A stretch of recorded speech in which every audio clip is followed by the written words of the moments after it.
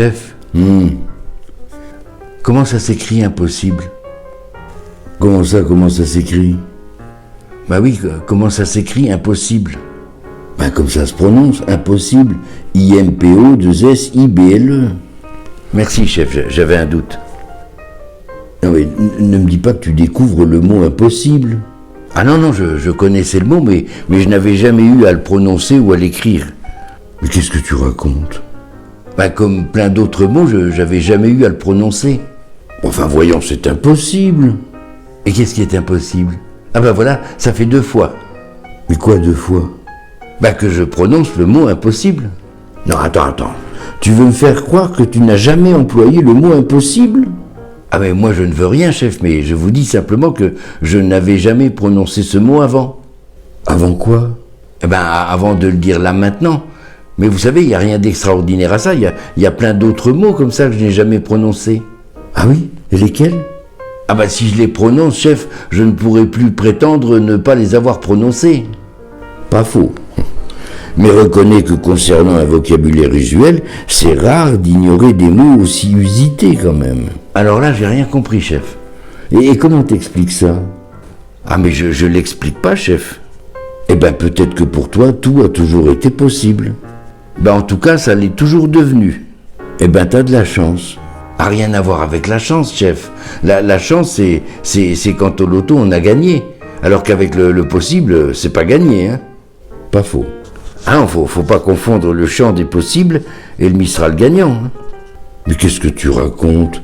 Le chant des possibles n'est pas une chanson, c'est un périmètre qui limite les possibilités, et c'est pour ça qu'on emploie le mot champ, C-H-A-M-P, comme une surface, une aire. Eh ben si vous le dites, chef, ben dans votre chant, il faudrait cultiver que des possibilités, puis c'est tout. Hein. Moi, je préfère ma chanson. Ah, et quelle chanson? Ben celle du chant des possibles. Oh, tu m'embrouilles avec ton chant, là. Hein. Il dit quoi, ton chant? Ah ben il n'y en a pas qu'un, hein, de chant. Ah bon? Ah ben non, hein. Tenez par exemple le chant des partisans, ça c'est un chant des possibles. Et puis, comment l'autre là, du Lennon là, imagine, ça c'est du possible.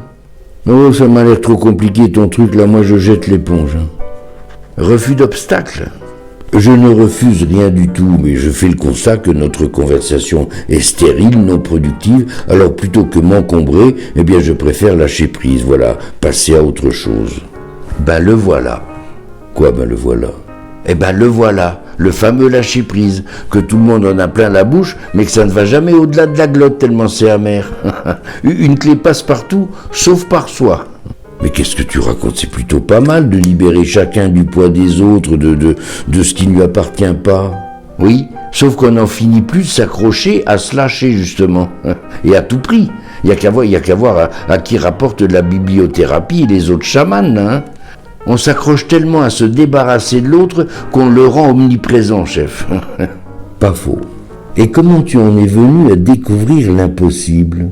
Ah, je sais pas si je peux vous le dire, chef. Mais si, vas-y, ça m'intéresse, cette conscience tardive, là. C'est une histoire de chemin, chef. Du chemin? Ben oui, une petite expérience tout bête, mais qui a du sens si on veut bien y réfléchir. Alors là, ça m'intéresse vraiment, vas-y. Eh bien voilà, après tout un tas d'essais infructueux, j'ai dû me rendre à l'évidence, chef. On ne peut chier que par le trou du cul. Et que le sien, hein, bien à soi. Hein. Ah oui, et t'es sûr d'avoir tout essayé? Tout, chef.